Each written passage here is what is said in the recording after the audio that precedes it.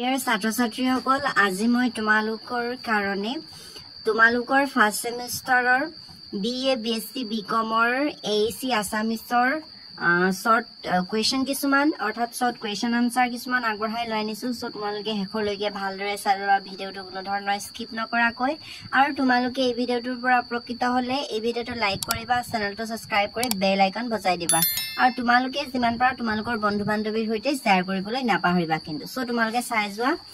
so ইয়াত তোমালোকৰ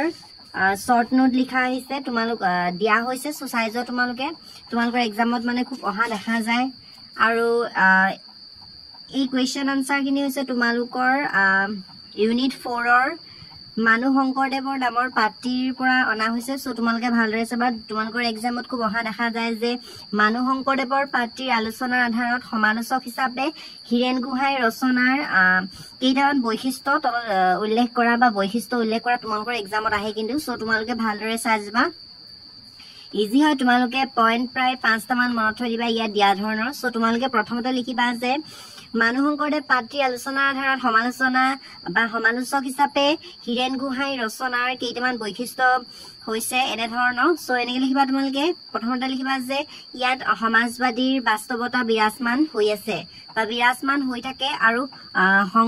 শংকৰদেৱৰ ধৰ্মীয় তুলনাচনীয় পৰিৱৰ্তে মানে বিজ্ঞান মনস্তাত্ত্বিকতাৰ বা মনস্তত্ত্বতাৰে বিচাৰ কৰা হৈছে সো নিশ্চয় তোমালোকে পাঠটি পঢ়ি কিনে বুজি পাইছা যে মানে পাঠটি ধৰ্মীয় তুলনাৰ পৰিৱৰ্তে মানে বিজ্ঞানসন্মত হিচাপে পাঠটো আগবঢ়াইছে হীৰেন গোহাঁই দেৱে সো তোমালোকে জানা এইখিনি যে শংকৰদেৱ হৈছে তেজমঙহৰ মানুহ সো ইয়াত ধুনীয়াকৈ লিখা আছিল তোমালোকে নিশ্চয় পঢ়িছিলা তেওঁক ভগৱান হিচাপে ধৰা নহৈছিল তেওঁ কি বুলি ধৰা হৈছিল তেওঁ এজন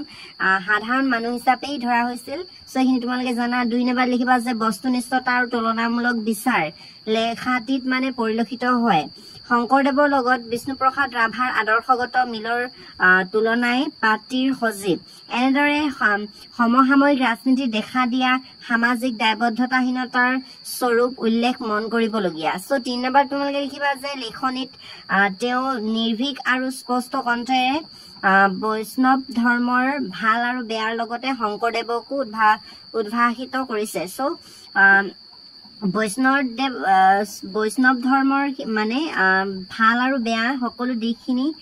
ধুনীয়াকৈ উল্লেখ কৰা হৈছে সো তোমালোকে নিশ্চয় পাঠটি পঢ়িছিলা আৰু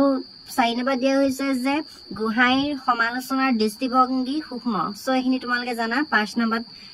4টা পইণ্ট দিয়া হৈছে সো তোমালোকে 4টা পইণ্ট হেখলৈকে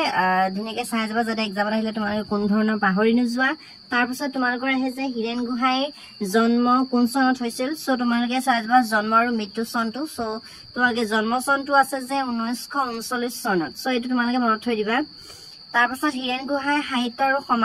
সমাজ সমালোচকমূলক গ্ৰন্থ কেইখনমানৰ নাম লিখা সো এই গ্ৰন্থ কেইখন তোমালোকে চাই যাবা স্ক্ৰিনশ্বট লৈ ল'বা আৰু তোমালোকৰ বন্ধু বান্ধৱীৰ সৈতে এই কুৱেশ্যন কেইটা আৰু আনসাৰ কেইটা তোমালোকে শ্বেয়াৰ কৰি দিবা যাতে তেওঁলোকেও গম পায় সো চাই যাবা তোমালোকে এইৰে তোমালোকে পাৰিলে স্ক্ৰিনশ্বট ল'বা আৰু তোমালোকে নিজৰ বহি নোট ডাউন কৰি ল'বা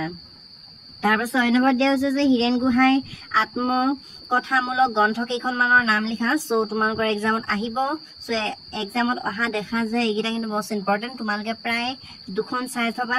তাৰপিছত তোমালোকে চাবা হীৰেন গোহাঁই কি গ্ৰন্থৰ বাবে কিমান চন সাহিত্য একাডেমী বঁটা লাভ কৰিছিল এটো most ইম্পৰ্টেণ্ট আৰু আহিব যে সো তোমালোকে মনত থৈ যোৱা যে অসমৰ জাতীয় জীৱনত মহাপুৰুষীয়া পৰম্পৰা সো এটো most ইম্পৰ্টেণ্ট হয় তোমালোকে চাই যাবা আৰু কোন চনত পাইছিল তে 1989 চনত হীৰেন গোহাঁই সাহিত্য একাডেমী বঁটা লাভ কৰিছিল সো চাই যাবা তোমালোকে একেবাৰে 8 নম্বৰটো তোমালোকে চাই যাবা এটো most ইম্পৰ্টেণ্টই হয় সো চাই যাবা তোমালোকে হীৰেন গোহাঁই কৰ পৰা ডক্টৰেট ডিগ্ৰী লাভ কৰিছিল সো তোমালোকে মনত থৈ দিবা আৰু কোনখন